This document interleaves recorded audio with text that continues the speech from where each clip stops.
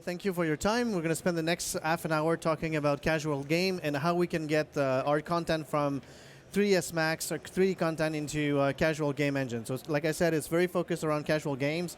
And when John, our friend John Chalfant, which is in the back here, showed us his game, we got really excited about using the content. It's fun, it's cute, people love it. They go over my screen to take a look at it because they found it interesting. So before I move on into the actual demo, we're going to take a look at the trailer for the game. It's called Band Together, and here's the trailer.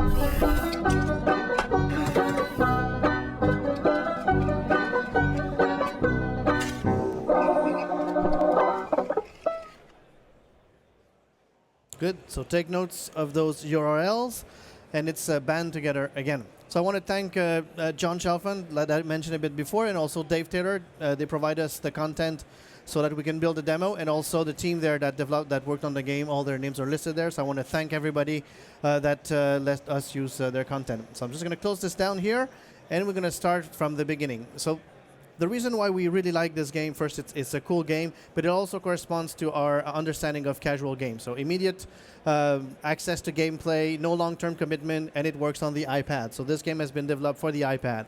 And it also has a nice kind of 2D look that was brought into the 3D world. So that's the message here around casual game, is that if you're used to develop games in 2D, we're going to provide you the tools that will turn your content from 2D to 3D.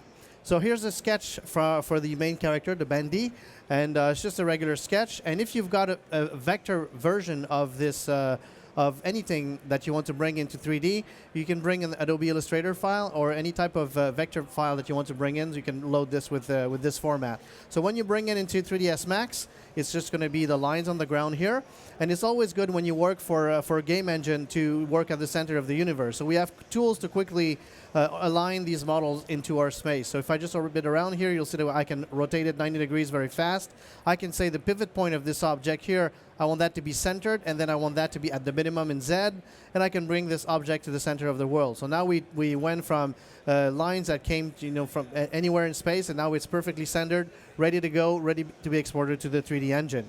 So what we'll do here is we'll make this character a little bit more 3D. So in order to do that, we're going to go to the modifier stack, and we're going to start to add modifiers and start to build from those splines. So if I go here and I say I want to extrude it, I'm going to put the extrude modifier, and I'm going to extrude it just a little bit like that. But if I want that to be a bit more than just an extrusion, I'll apply the edit body modifier, and now have access to all of these elements that are within this geometry. I'm going to grab this here. Actually, I'm going to ignore back facing. It's going to be probably a bit better. And I'm just going to move them a bit forward like that, the eyes. I can grab the neck and maybe a few bones there, or a few section of the bodies, to just move them back a bit. And now we have something that's a little bit more 3D. We can bring this a bit forward. And now we have something that's a bit more 3D rather than 2D. If we want to refine our model, we've got all of these tools here. And I'm not going to go into every one of them, but just to give you an idea of the interactivity that you can work with in Max, I'm going to grab the eyes here, and I'm going to go in bevel settings. That allows me to have this floater here that gives me access to beveling the eyes here. So I'm just going to bevel them just a little bit like that. We're going to reduce the amount here in the middle. I'm going to do that another time. And now we have something that's a bit more round, and I'll say accept that. And now we have eyes that are a bit more 3D. So of course, I can refine this, but this is the final production mesh. This is how it looks. And now we want to take advantage of the texture tool inside of 3ds Max to give it a good look for the game. Again, when we produce for mobile platforms, we want to take advantage of texturing to give the richness to the game. So what I'll do here is I'll do something. I'll go to the material editor. We've got a lot of materials inside of 3ds Max, but what I'll do is I'll start from a map called a substance map. And a substance map, what it is, it's a procedural bitmap that I can modify until I get pretty much the look that I want. So what I'll do here is I'll load a substance, and we ship with a few textures here.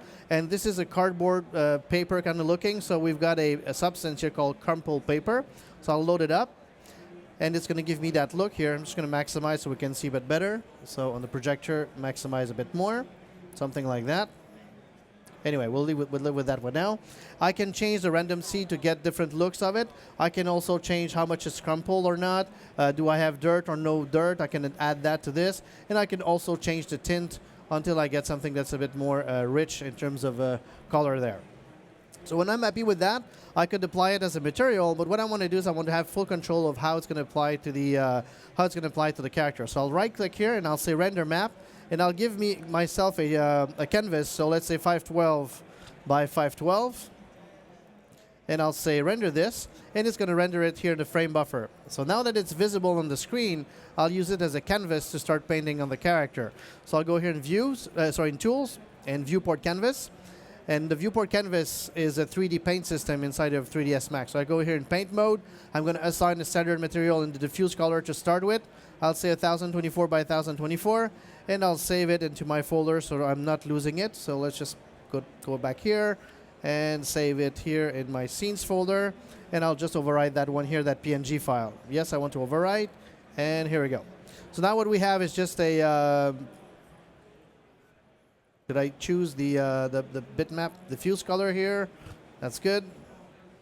The mapping channel in the object. Oh, sorry, my mistake. Going to grab that object here. Wrong material, wrong object selected, and 1024 by 1024. I'm going to override that PNG file, and yes, I want to start working in that.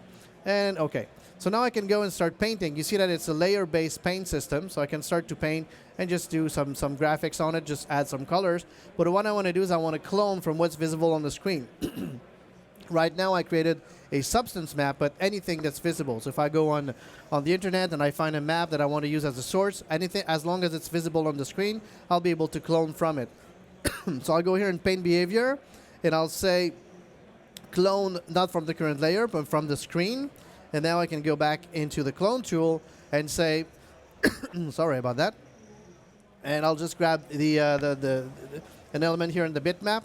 I'll increase the size of the brush, and now I can start to paint here onto the model. If I want to, I can even paint the modifier stack onto the character, but it doesn't make sense here, so I'll just go back here and paint that texture onto the character. Sorry. Oh. All right. So since it's a layer-based system, I can add a new layer. Now go back into Paint tool, and I want to highlight the edges here. So I'm just going to go here and paint a circle.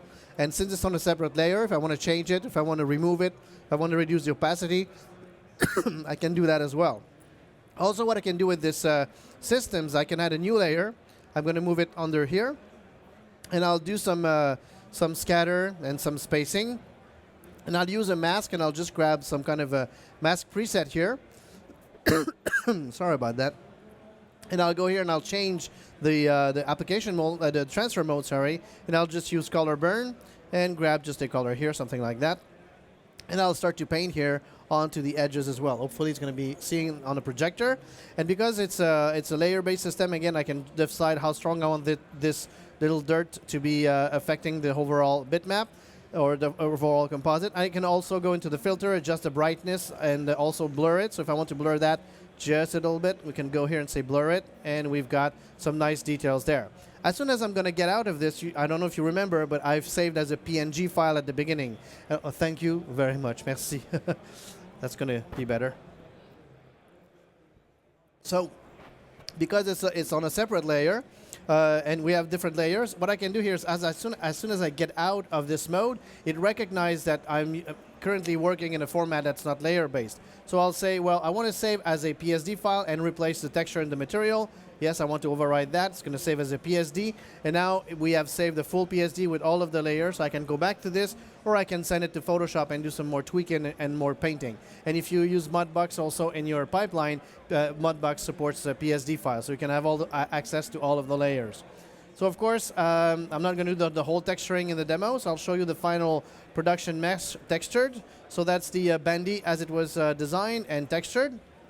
And what's good about now we have our character. We only have our character. We don't have a game yet. We don't have a game level, but we want to create some buzz around the this game that we want to develop, or around this prototype that we want to develop. So what I can do is I can put it into a small context, and we've created some variations of poses there, and I would like to create a rendering that we can use for marketing immediately.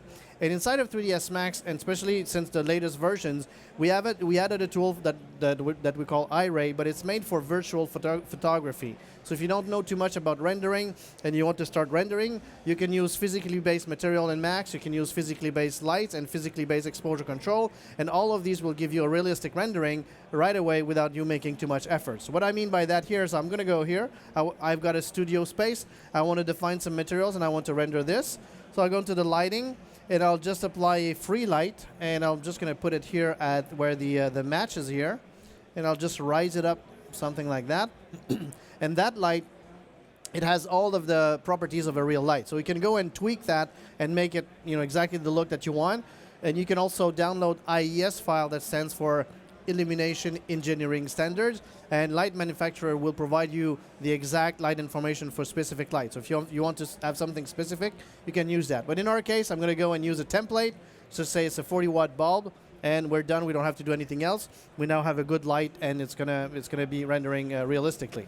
Same thing for materials. So if I just go here and I want to create the materials for the studio space, I want to create a shiny material for the ground. So I'll go here and I'll say I want that to be a glossy finish.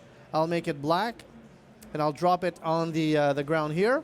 And I want to copy this material, so I'm dragging and dropping. I'm just going to rename it something differently. And this one I want it to be matte, so I'm just going to go here, matte, and drag it on the background here. So now we have a studio where the background is matte and the ground is shiny. I'll add in some fill lights. So what I've done for the fill lights is I've just created 2 rectangles, and I've made them self-illuminated, so they're going to give me some nice fill light inside of the space here. So if I just grab this character, center it, and zoom out a little bit, something like that. So we have a nice shot of all of these bendies together, and I'm ready to render this. When we render inside of iRay, we can go into the exposure control. It's like we said, it's a virtual camera. It's a virtual photography, so we have photographic exposure control. I can render a small preview here that's going to give me an idea of how it's going to look like when we're going to render. And it's a bit overbright, so I'm just going to reduce the brightness here. I can play also with the curves to make the highlight a bit stronger, reduce the gamma here, something like that, and hence the shadow. And we have something that looks pretty much like we want it to be. Then I can render this, and we're going to get an immediate feedback, and it's going to refine it. It's a bit like a grain of a film. It's going to refine and refine and refine until we have the final look. I'm not going to wait for this to be completely rendered, but you see that we have a shiny floor, we have a matte background, we got that light here that gives us this warmth into this setup, and we're able to send this rendering to our marketing department, and they can start to create a buzz around the game that's not even ready yet. So that's the idea. I'm just going to show you the final render here that I've done. Here we go. So with all the details there, this is the kind of rendering that we get. Again, virtual photography inside of the 3ds Max. So now we're ready to start working on the games level. Just going to bring in the raw base for the level here, and you'll see that it's a cardboard type of look. So what we'd like to do is we would like to start to bring some different elements inside of this scene to try different ideas, and we don't necessarily want to start modeling right away things that will be proper to the game. We just want to throw things in there to try different ideas. So it's great to be able to pull from different sources and be able to bring that into the 3D environment and do some tests. So what I'll do here is I'll go on this thing called the internet, and I'll go to the 3D warehouse. I'll do a search for that. And it's going to bring me here to that 3D warehouse. And I'll enter at the top here, cardboard. This is a look, so I want to see what's available.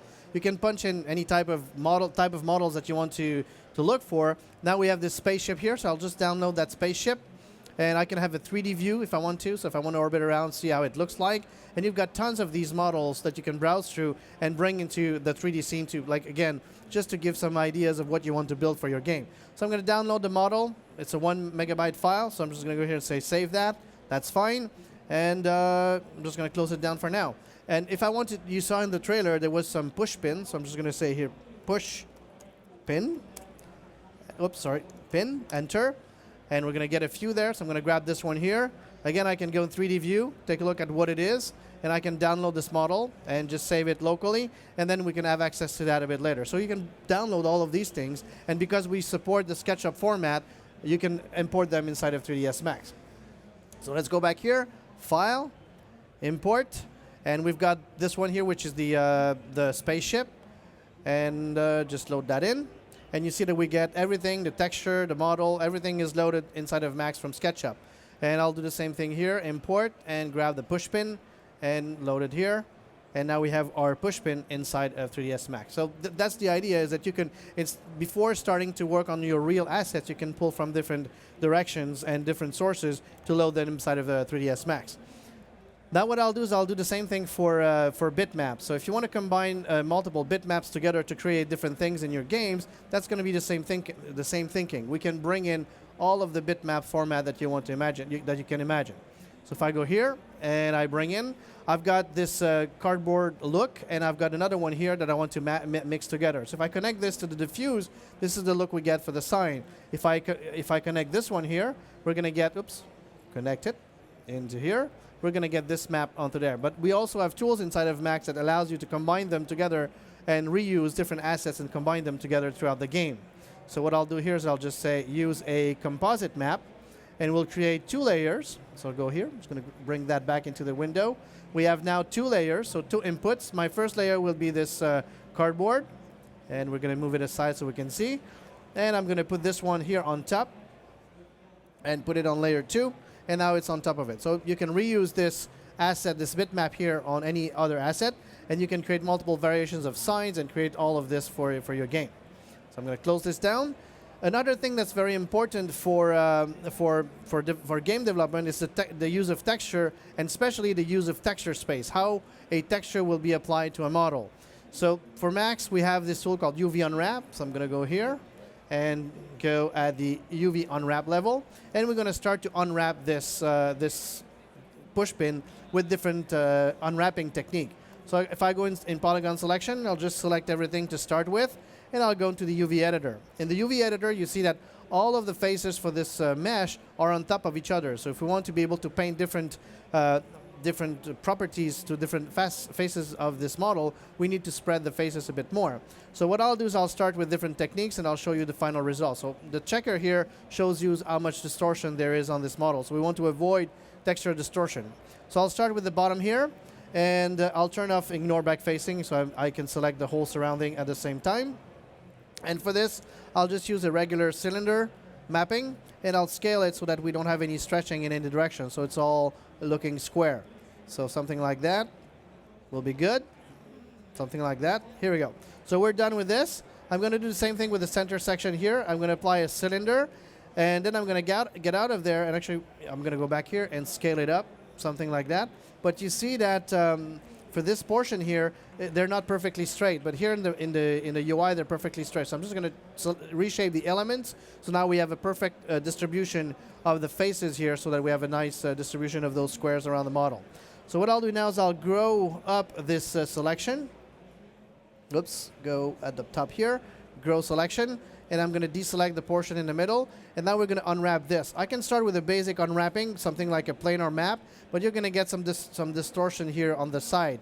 So in order to avoid that, what I'll do is I'll use the peel tool, and I'm going to get out of the planar mode here, and the peel tool will unwrap it. We'll kind of try to unwrap it as best as it can. But right now we have no opening. We have no opening on the surface here. So what I can do is go into point-to-point seam, and select from this point to this point, and say I want to break that to open it a bit more. And I'll do the same thing here. So I'll go to point selection, and I'll create a seam here, and it's going to open it a bit more. So now you see that now that it's open, we get a much better distribution of the bitmap there. So when I'm done, I'm going to select all of these clusters, and I'm going to just pack them together. I can reduce the padding here to 0.001. Oops, my numlock is 0.00001, and repack this, and we're going to get less. No. Anyway, so we get the texture distribution. And now what we can do is we can either go in the viewport canvas and start painting, or render the UV template to send it to someone in Photoshop so that they can paint using this, this guide to create the texture. So very important, good use of texture space, and the unwrap UV modifier will allow you to do that very efficiently inside of 3ds Max. So here are all the details here. And what we want to start doing now is to add more details to our to the scene. For example, we want to have more push pins. So we have 4 push pins here in the front. So I'll select all of them. Oops, select all the pins here. And while they are selected, I'm going to go into the Object Paint tool, and I'm going to add that as my paint object. So now all of these 4 pins have been added to paint selection, to paint object. So I'll go here and I'll say paint randomly. So paint any of these 4 pins randomly, and I'll say paint on the selected object, and I'll grab the ground here as my selected object. The spacing is a bit big here, so I'll just say spacing of 1, and I can go and paint here, and I can start to paint pins whenever I want them. What's great about that is that the brushes are still alive, so now they're kind of straight, they're all in the same direction, so I can start to add a bit more variation in U, in V, and maybe in W as well, so that some of them are higher and lower. I can randomize the rotation in all directions, so that gives me a bit of rotation variations there. And I can also go and randomize the scale. In that case here, I'm not going to do that. And then I can continue to paint here, and maybe I'm just going to add less space, and I'm going to bring them a bit higher there, or maybe add a bit of offset so that they are a bit higher on the ground there, something like that. And then I can continue to paint with those brush settings, and I'll have more pins inside of the game. So I can continue like that forever, but I'll stop there, and I'll show you the final pin layout, and this is what we get for our final pin layout. Our character can go through this. So now what we want to do is we want to add some realistic or some mood inside of this level, so we want to add some lighting. And you see now I'm working in shaded mode. So if I just bring 2 lights, I'm just going to show you 2 lights, we don't see the effects of the light. So when you're in lighting design, it's important to go and switch the mode to realistic, and the realistic will give you the effects of the light and the shadows and everything. So you're going to have a much better understanding of what you're building for your game. For example, if I go back here into my my lights here, I'll add a omni light here, and I'll just push it out here, and I'll make it very strong, so that we can see it much better. I'll make it kind of bluish kind of thing. And I'm going to bring the multiplier to a very strong value. And you see it's all interactive, so I see the effect of that light. And I can also go into area light and say, well, this light is the shadows are way too sharp here. So I'm going to increase the size of the light here. And now we see that we have softer shadows. We can all see that in real time in the viewport of Max to design the lighting for your level. But the thing is that the more lights you had, the more performance hits you get. So if you produce for the iPad or for mobile devices, you want to reduce the amount of computation that will happen on the engine. So to do that in Max, you can use the render to texture. The render to texture allows you to take the original texture and bake all of the lighting inside of the texture. So you get the same light effect, but it's all inside of a texture. So you can remove all the light and have the same exact effect. So I'm going to right click here. Just going to go into render to texture. And I'm going to get some few warnings, but that's fine. And I'm also going to set the proper destination folder. So let's just put it on the C drive for now.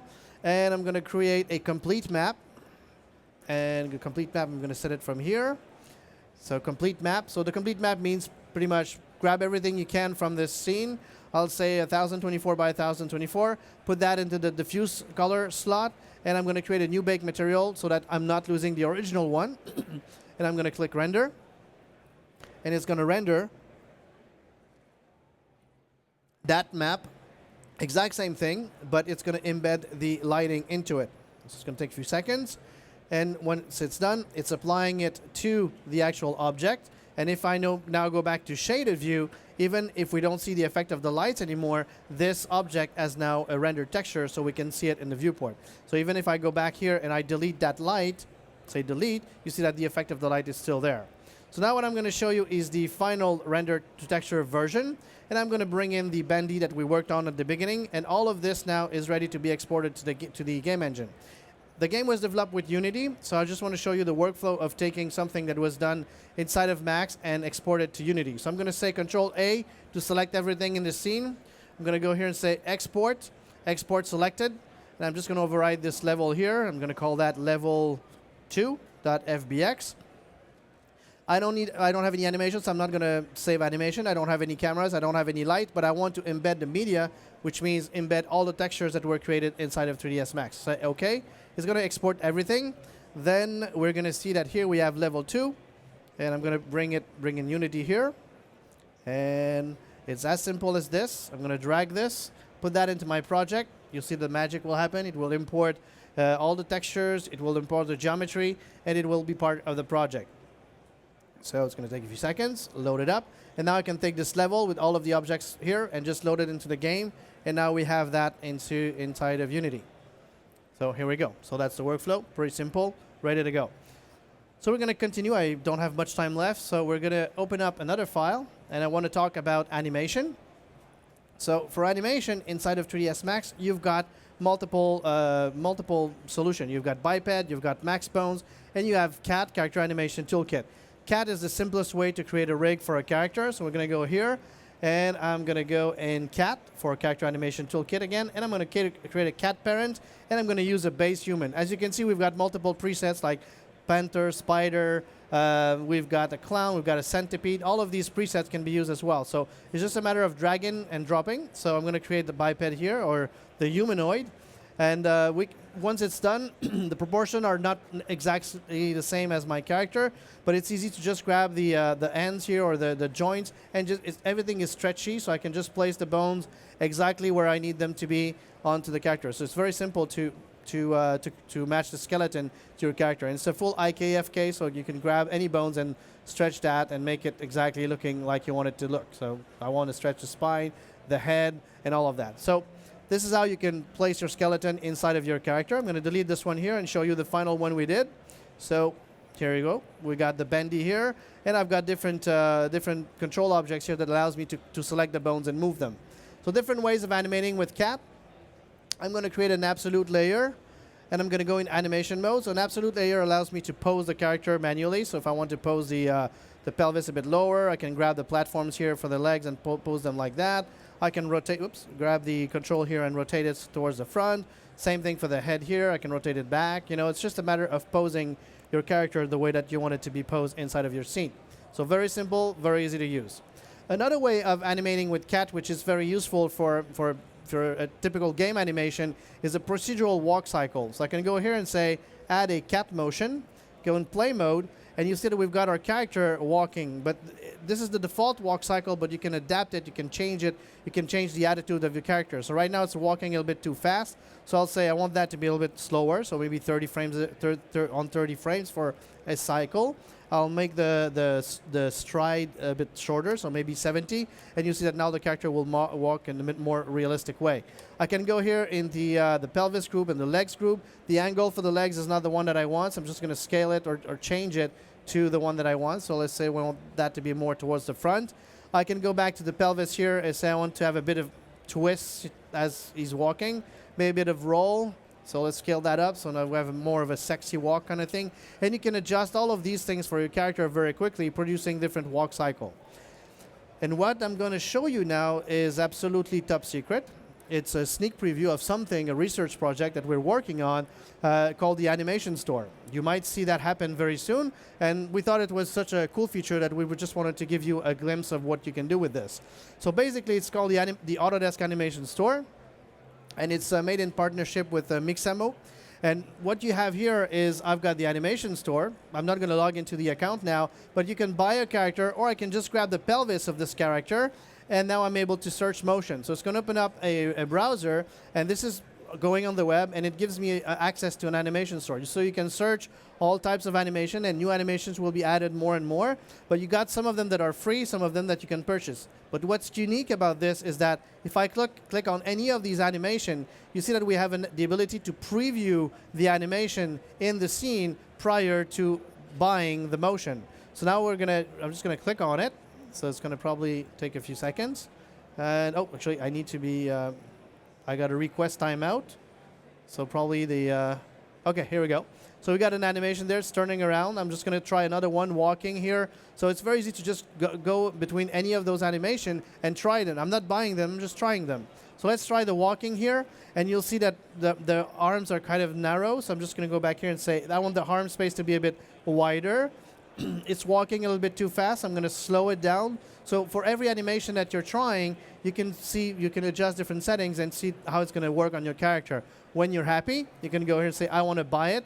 And either you can bake the keyframe or download the animation itself and save it locally. So it's a nice new tool that it's a research project that we're working on that you might see happen in 3ds Max in the near future.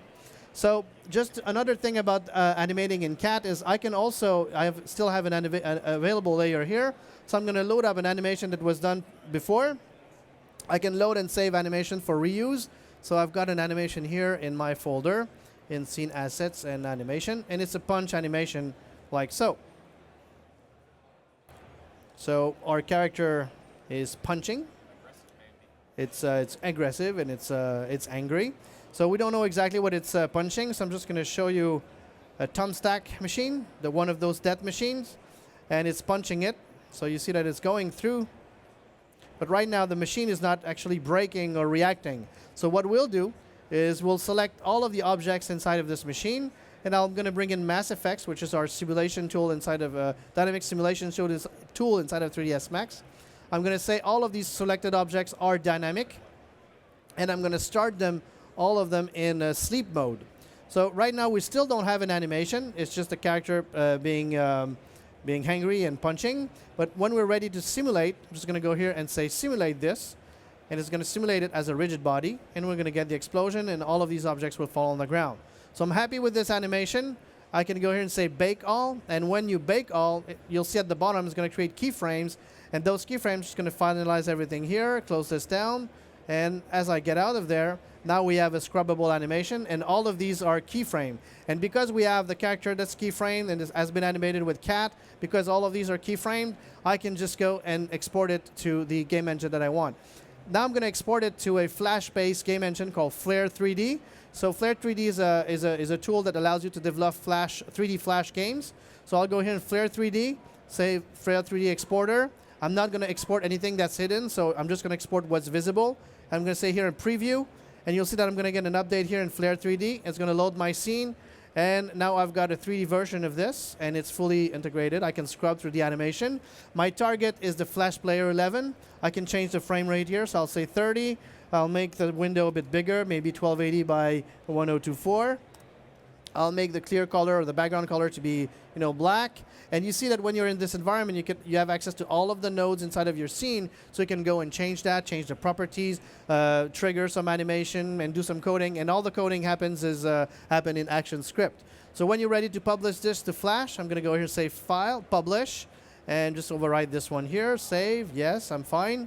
So it's going to start a browser, and I will allow block content on this one. And you see that if I right-click, it's the Flash Player 11, and I can orbit around. You see that it's a full 3D environment here. I can zoom in on this character, and that's it. So we've seen in this presentation how to create assets in 3D, bring them into the Unity game engine, and then bring that to an engine that can export to Flash.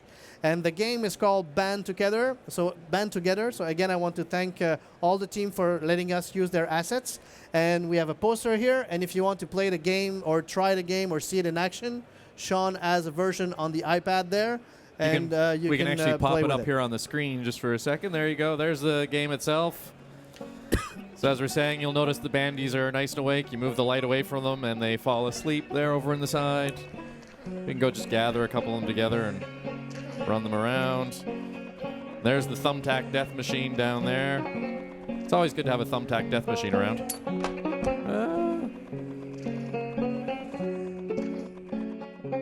Switch the lights.